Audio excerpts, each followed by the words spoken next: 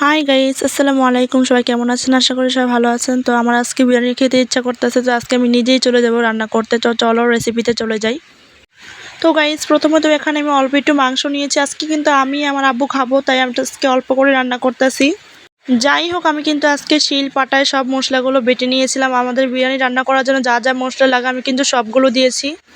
আমি কিন্তু সবগুলোর মশলার নাম জানি না, কয়েকটা জানি। শাহি জিরা, পোস্তদানা, গরম মশলা, পরে গোলমরিচ, পরে আমি এখানে কিন্তু কাঁচামরিচ বাটাও দিয়েছি আর পেঁয়াজ বাটাও দিয়েছি। আরও অনেকগুলো মশলা দিয়েছি, কিন্তু সেগুলোর নাম জানি না। যাই হোক, কথা বলতে বলতে কিন্তু মাংসটা ম্যারিনেট করা হয়ে গিয়েছে। আর গাইস, এখানে তো আমি আমার মতো করে টক দই বানাচ্ছিলাম। আমি কিন্তু আজকে ভিনেগার দিয়ে টক দইটা বানিয়েছি। গাইস, আমার রেসিপিতে যদি কোনো ভুল হয়ে থাকে অবশ্যই আপনারা সেটা বলে দিবেন। যেহেতু আমি প্রথমবার বিরিয়ানি রান্না করতেছি, অনেক জায়গায় ভুল হতে পারে। আর কথা বলতে বলতে তো আমাদের এখানে মাংসটা কষানো হয়ে গিয়েছে। তারপর তো এখানে আলু দিয়েছি। আলু দিয়ে কিছুক্ষণ কষানোর পর কিন্তু এখানে আমি দিয়ে দিয়েছি পানি। আমি তো এখানে পরিমাণ মতো পানি দিয়েছি। তারপর এখানে টক দই দিয়েছি। আর গাইস, আমার হয়তো বা টক দইটা দিতে দেরি হয়ে গিয়েছে। যাই হোক, আজকে বিরিয়ানি রান্না করতে পারলেই বাঁচি।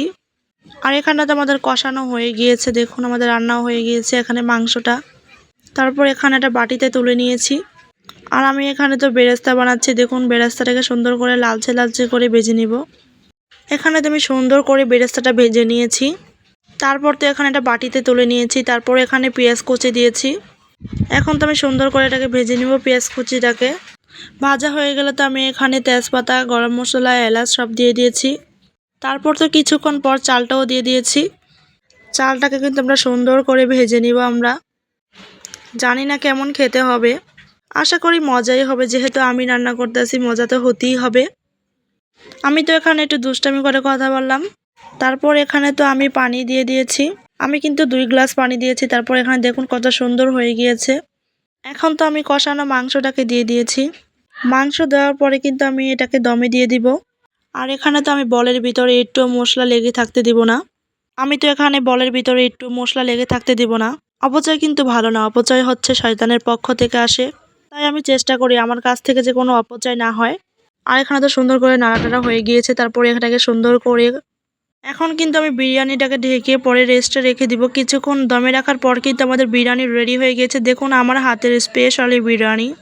জানি না কেমন খেতে হবে, আশা করি মজা হবে। তারপর তো এখানে উপর দিয়ে একটু সুন্দর করে বেরেস্তা দিয়ে দিয়েছি। বেরেস্তা দেওয়ার কারণে কিন্তু আমাদের বিরিয়ানির লুকটা আরও বেশি চেঞ্জ হয়ে গিয়েছে। তো চলো এখন এটাকে পরিবেশন করে নিব। আর এই যে দেখুন আমি সুন্দর করে পরিবেশন করে নিয়েছি। সত্যি কথা বলতে কিন্তু বিরিয়ানিটা অনেক বেশি মজা হয়েছিল, কিন্তু লবণটা একটু কম হয়ে গিয়েছে। আর আমি কখনই আমার নিজের প্রশংসা নিজে করি না। প্রথমবার যেহেতু রান্না করেছি, ভুল না হলে কি চলে? ভিডিওতে ভুল হলে কিন্তু অবশ্যই বলবেন। সবাই ভালো থাকবেন, সুস্থ থাকবেন। আল্লাহ হাফেজ।